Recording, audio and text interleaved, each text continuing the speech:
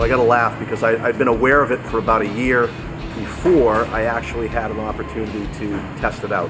And to be perfectly honest with you, I kind of poo-pooed the idea a little bit. It was one of those kind of sounded almost too good, to be true. Fortunately, you came in, you spent 2 full days here showing us how to operate the system. I was pleasantly surprised at how reasonable the cost was, especially relative to return on investment. So we came in and we did a demonstration for you over a couple days. I remember that working with Craig. And how's Craig like the system now?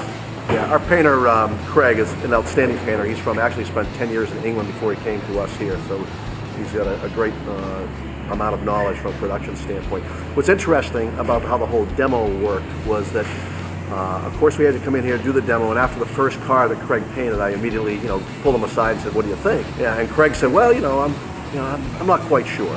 As we went throughout the rest of the course of the day and subsequently the next day as well, and he started to understand, how the system worked and his ability to dial it in.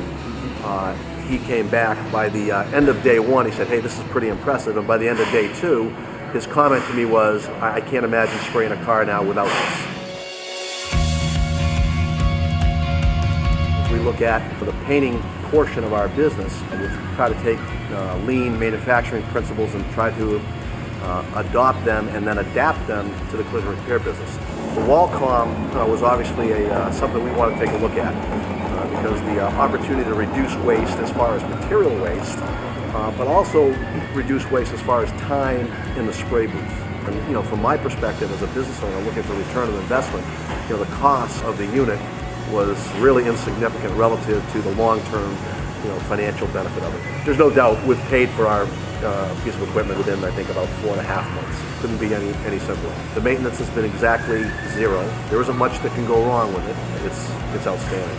This is not an expensive proposition, and there isn't a body shop in America that couldn't afford to put this in place and certainly have a tremendous return on investment from it.